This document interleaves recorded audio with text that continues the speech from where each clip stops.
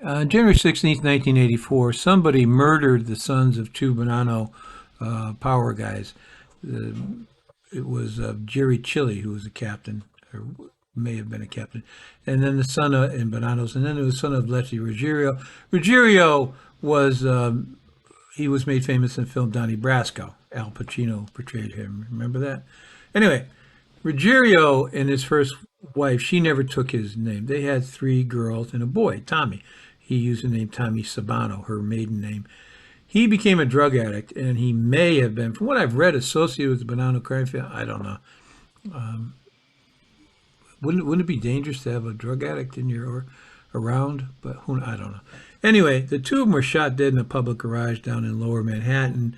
The cops figured they were part of this Bonanno war that was going on at the time after Carmine Galante was murdered, and some people lined up behind Phil Rastelli, others didn't. There was a lot of shooting going on.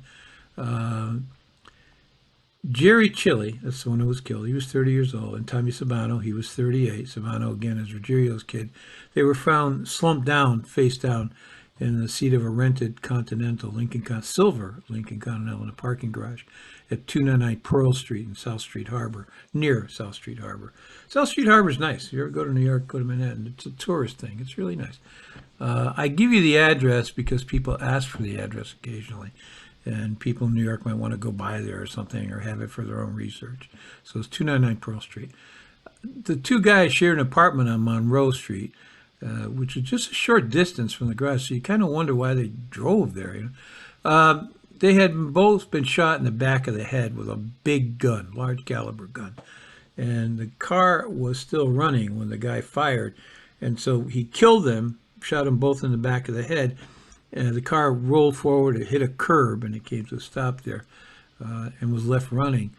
So a few blocks away, 2 blocks away actually, the Bonanno captain, drug trafficker Anthony Mira had been killed just 2 years before. Same thing, sitting in a car. It was a Volvo in his case, engine running, 4 bullets in the back of his head.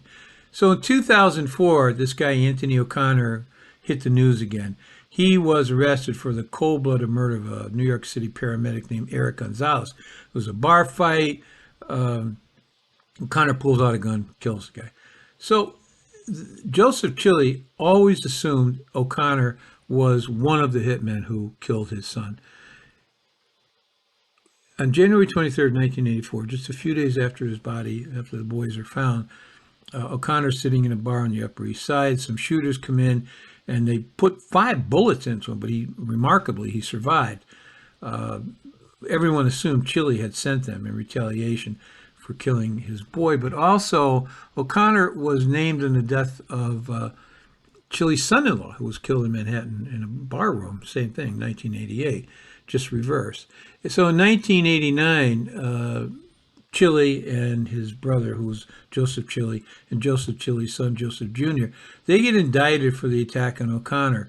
And they're also named in the disappearance of this guy, Anthony Bonaventure.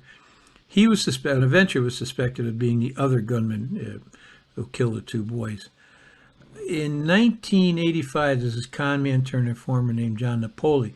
He learned that Joe D'Amico told him that the Chillis had wiretapped the Bonaventure associate in an effort to locate Bonaventure.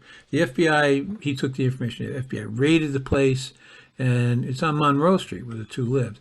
They raided an apartment at 32 Monroe Street where Bonaventure may have been staying, and the wires led to D'Amico's parents' house on 38 Monroe Street.